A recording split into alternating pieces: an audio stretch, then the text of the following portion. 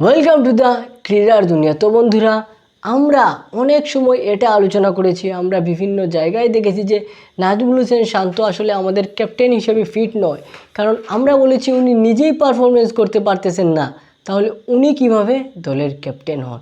কিন্তু বন্ধুরা, রিয়েলিটিতে যদি আপনারা আসেন, রিয়েলিটি কিন্তু অন্যটা। ভাইরে ভাই, বাস্তবতা ভিন্ন, পুরোপুরি ভিন্ন। আপনারা আমার কথায় হয়তো একটু নড়ে চড়ে একটু বসেছেন আপনারা। তো বন্ধুরা, ভিডিওটা শেষ পর্যন্ত দেখুন, দেখবেন চোখ খুলে যাবে। বন্ধুরা, আমরা যদি বিশ্বকাপের পারফরমেন্সের দিকে তাকাই, বর্তমানে আমাদের বিশ্বকাপে খেলা ব্যাটসম্যানদের মধ্যে সবচাইতে এভারেজ যে ব্যাটসম্যানের আছে, বর্তমান স্কোয়াডের কথা বলতেছি আমি, বর্তমান স্কোয়াডে থাকা যত সব প্লেয়ার আছেন তাদের মধ্যে সবচেয়ে বেশি এভারেজ কার আছে, সেটা যদি আপনারা জানেন হয়তো আপনাদের মাথায় চক্কর দিয়ে উঠতে পারে। তো বন্ধুরা চলেন, 5 নম্বরে কে আছেন দেখেন। আমাদের বিশ্বকাপে 5 নম্বরে আছেন আমাদের শুভাগত হুম। বন্ধুরা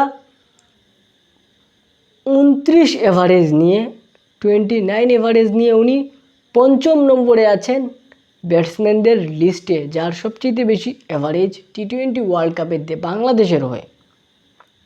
উনি কিন্তু বর্তমানে দলে নাই, আপনাদের এটা মাস্ট বি মনে রাখতে হবে, আমি বারবার মনে করিয়ে দেব তাও।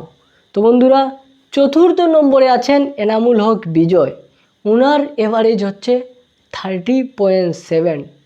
এনামুল হক বিজয়কে কেন দলে রাখা হয় নাই, এটাও কিন্তু আরেকটা প্রশ্ন, কারণ স্ট্রাইক রেট নিয়ে যদি বিবেচনা করা হয় তাহলে শান্তর স্ট্রাইক রেটও আহামরি কোনো কিছু না, এবং বাকি সব যত সব প্লেয়ার আছেন একমাত্র লিটন দাস এবং তৌহিদ হৃদয় ছাড়া আর কারো কোনো প্লেয়ারের স্ট্রাইক রেট তেমন ভালো না।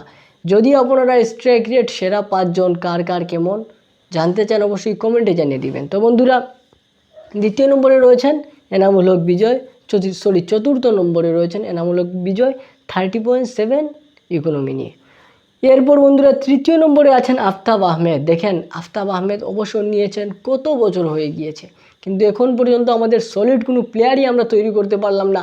লিটন দাস, সৌম্য সরকাররা 2015 সাল পর্যন্ত 2015 সাল থেকে 2024 সাল পর্যন্ত খেলে আসতেছেন, কিন্তু আমরা এখনও বলতেছি যে ওনারা young player. What is this can you tell me? I don't think so. তো এরপর বন্ধুরা, আমরা 2য় নম্বরে যদি দেখি বন্ধুরা, 2য় নম্বরে আছেন আমাদের নাজমুল হোসেন শান্ত।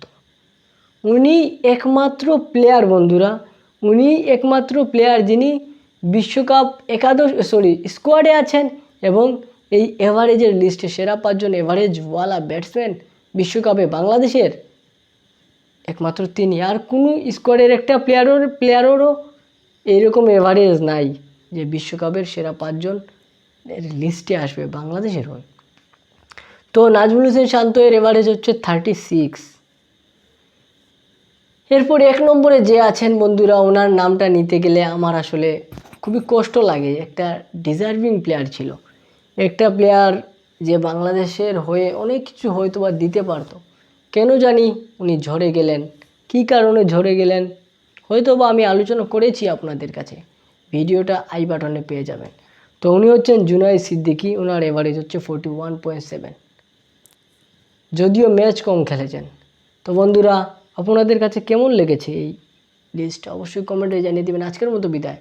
আর আপনি কি এখনও শকড যে নাজমুল হোসেন শান্ত কেন ক্যাপ্টেন? আশা করি না। আজকের মতো বিদায়, দেখা হচ্ছে নেক্সট ভিডিওতে। আজকের মতো বিদায়, আসসালামু আলাইকুম।